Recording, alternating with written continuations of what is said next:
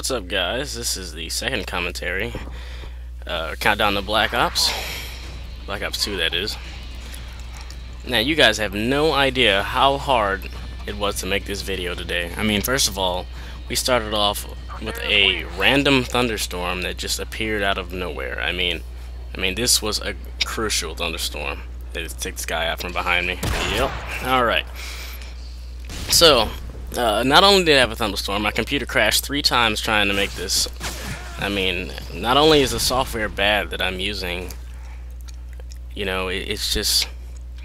I just have bad luck, you know, let's just leave it at that. There are 3 things I want to cover today. Let's talk a little bit about things that we might want to get for the new game. I'm going to assume that most people, they get this new game, Black Ops 2, most of you guys are veterans. You've played at least one Call of Duty beforehand. And so, if you don't have a headset or anything, you should be ashamed of yourself. You should just curl up in a corner somewhere, because if you play Call of Duty a lot and you're not taking advantage of all the sound systems that Turtle Beach and Triton and Astro and other great headset companies have to offer, then you are just squandering all your chances. You know, that can definitely help your KD, and it definitely helps you appreciate the game more. Like me, I'm just an old sourpuss. I don't even care about the game, but I still appreciate the sound quality of Turtle Beach's, which is what I use. I use X41's, which was the greatest headset of last year as far as Turtle Beach goes. But then they pulled a Honda on me and they made something even better. So I definitely suggest going and get yourself a pair of Turtle Beaches. I don't necessarily mean, oh, get out of here, son. I don't necessarily mean go to the midnight release and say, hey, these are cool. Let me get. No, don't do that. I mean, you don't have to spend $300 to get a decent headset. When I first started out, I had X11s. X11s aren't the best, but they get the job done. I could still hear people walking across the map. I could still hear people reloading, and I could play game battles and stuff like that. It wasn't a big deal. And when I switched to X41s, the sound quality is better, but you actually have to turn up the sound on your headset and actually, you know, take advantage of that sound quality. And that's, look at that guy just sitting in the back, dude. Just laying down, crouched down on his knees. He's probably always on his knees. Yeah, you definitely want to take care of that and get a headset. I was looking at Walmart the other day, and at GameStop too. These new headsets called PX3s.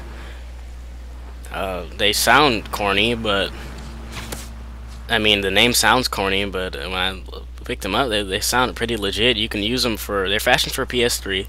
You can use them for Xbox 360 and PC, and they sound great. And they're a lot lighter than any of the other Turtle Beaches from the Xbox series, such as X41, X11, X42, da da da da da da. I'm looking at the X42s a lot, and I think those will be pretty interesting.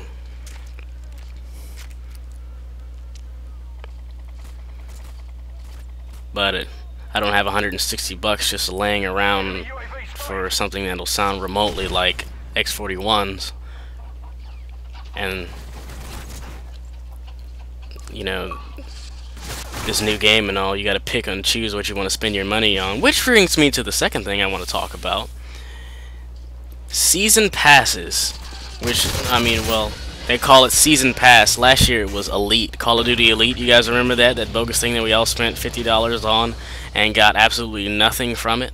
Well, now I'm going to ask you guys to make a choice about if you want to spend $50 on gasoline, something from Sonic, and a spicy chicken nugget from McDonald's, or do you want to spend your $50 on the map packs? Basically, that's what you get. You get map packs, and you get an app that takes up space on your hard drive. I don't know about you guys, but I don't want to spend $50 on something that's going to be exactly the same as what we got last time. I'll just say it right now. I hated all the map packs. The only thing good that ever came out of a map pack on MW3 was freaking what was it, Terminal? Terminal is like the greatest map of all time, and everyone loves Terminal. I haven't heard anyone complain about Terminal.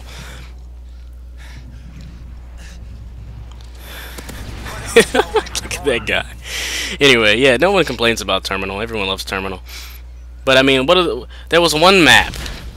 It was huge. I don't know what it was called, but it started with an E. I think it was Erosion. No, I don't even know the name of the maps. They were just so sad. Like, I could literally, it was a map setting in like a park. I could literally open a sandwich, you know, open up some bread and some butter and everything, make some toast, go take a dump, then I'd come back and no one would kill me. I mean, no one could ever find me. I could never find anybody else. You know, I'm not very impressed with the whole map pack systems, and I don't think I'm gonna spend my $50 on that. I think I might put it in my pocket and save it for stuff that actually matter, like clothes and food and stuff. But what was the third thing I wanted to talk about? Oh yeah, I heard that there's no death streaks in the next Call of Duty, which is insanely awesome, because I think Final Stand is the gayest thing in the world besides prone blocks, and we'll talk about prone blocks very soon. But I mean, Final Stand, I really hate Final Stand. I remember one time I was playing zombies, and these kids were like, "Okay, you guys, we don't have to rush. I made a crawler. I was like, "What the heck is a crawler?" And then I turn around and I see it, and I'm like, "Oh my God, zombie in Final Stand! No, laser, don't kill it. Don't. Oh God!" Yeah, of course, we lost that round, but I really am obsessed with hating Final Stand. I love to hate Final Stand. It's retarded. And it took Call of Duty. I mean, this is a world record, guys. Write this down. It took Call of Duty 5 games to figure out that nobody liked Final Stand. Maybe I'm not correct. Maybe it's 4 games, but it's still too many games. I mean, really, it's not that hard. No one likes death streaks. I'm so glad they're taking that away, and I hope they're taking away a lot of other stuff. It seems like Call of Duty thinks, especially Treyarch, they think the best game is the game with the most complicated class settings. MW3 tried to show them up on this game too. Watch, you guys. This game, I promise you, next year, you're gonna be able to change your attachments in the game. Of course, it's gonna take 15 minutes, of course, but hey, it's cool, right? But you have to buy Elite before you can do it, though, you guys. You gotta spend $60 on Elite so you can get it. It's a freaking joke. Well, guys, we have 8 days left until not MW3, I'm sorry, Black Ops 2, so make sure you go ahead and get yours pre-ordered so you don't run out of copies and you don't feel played. Peace out. Look out for my next video tomorrow. Don't forget to pre-order your copy.